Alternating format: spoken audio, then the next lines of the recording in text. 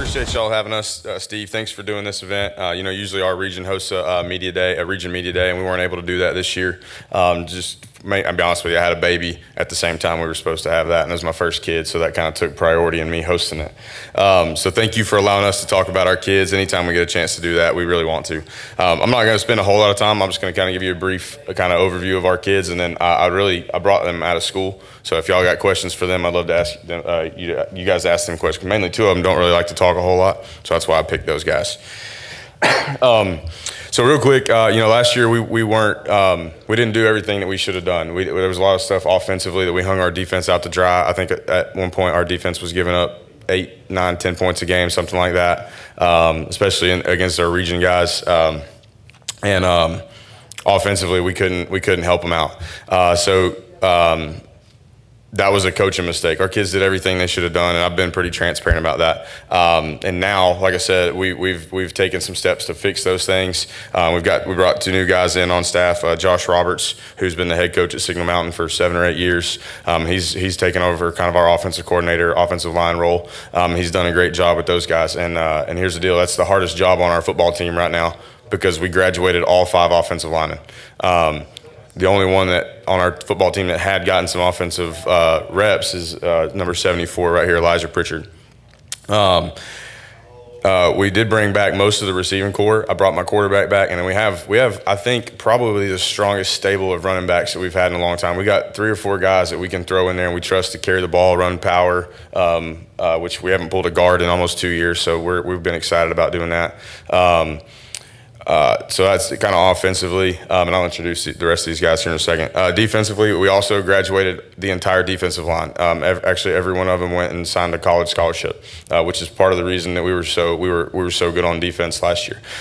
Most of our linebacking core is back, and then we're replacing kind of everybody in the secondary as well for different reasons. But we've got guys that have played in the secondary, but for the most part, I'd say we probably have 3 or 4 defensive starters back and 2 or 3 offensive starters. So we're very young. This senior class has kind of been small the whole time. Then, like I said, we lost some kids for different reasons and have had to make some changes. So we've only got 7 seniors, but we still have 73 kids on the roster, which is really cool, especially in Hamilton County, where all of our athletic programs, but especially football, are kind of fighting a numbers problem right now. So to hear Coach Nance talk about having 70 kids has been really cool because that's 140 kids just in our small zip code. And we're only 8 miles apart from each other. And if you talk about rivalries, that's to us, that's probably a very big one.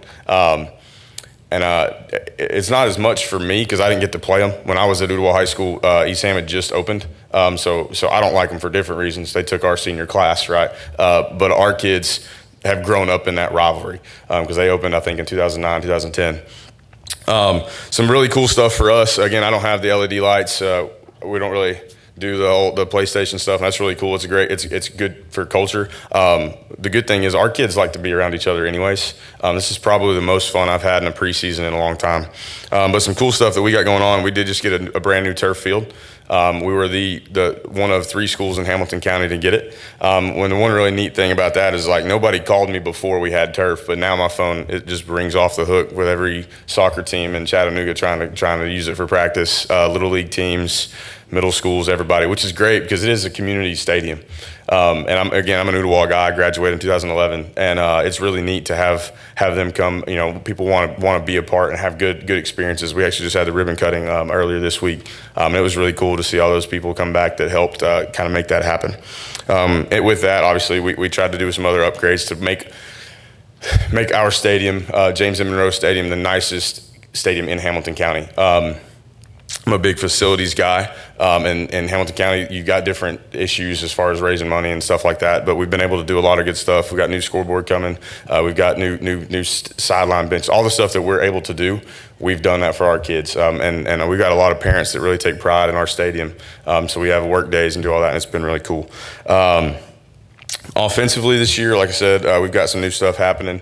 I'm going to be calling plays, which is basically Coach Monroe, Benny Monroe. I played for him at Ooltewah, and he told me one time, like, when you let somebody else call plays, it's like letting somebody gamble with your money. So that when Coach Monroe talks, you listen, So, and then defensively, Coach Rayburn is kind of taking our defense. He was a region championship defensive coach at Saudi Daisy when Justin Barnes was there. Is also just a really quality person. So staff-wise, we're really pumped. The 3 guys I brought with me, this is number 10, Asa McMillan. I'm a little biased. He's probably, to me, the best middle linebacker in Chattanooga, and there's a bunch of really good ones, and he's mine. So I'm really happy to have him. Elijah Pritchard, sorry, Luke's his older brother.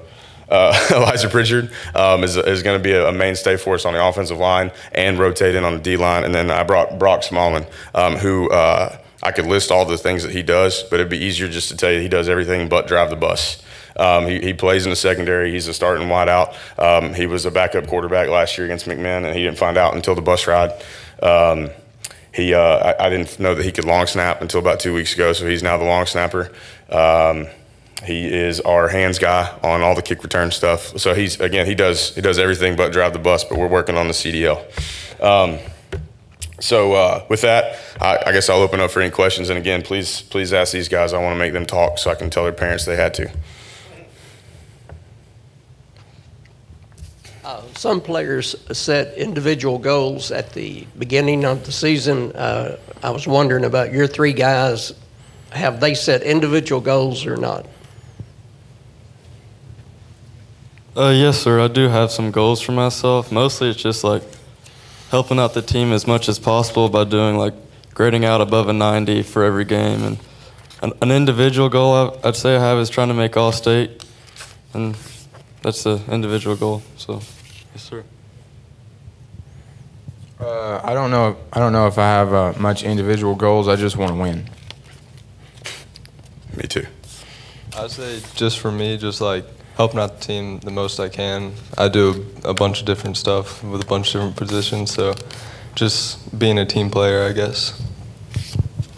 What's the difference y'all have noticed? I know you haven't really been on a whole lot so far this year, but what's the difference you've noticed with the turf from what you're used to playing? The turf will burn your feet. Yeah, that stuff's a lot hotter than dirt. Yeah, that's true. And yeah, but also we can practice more. We don't have to worry about the weather as much, and the rain won't wash us out, so that's nice. Stepping in, because Coach talked about sort of having to fill some positions with guys who've graduated and stuff like that. When you're stepping in for the first year like that, starting, what's a mindset change you have to make at that point? Just being the best I can be. There's nobody else. It's my time, so just step up and do the job.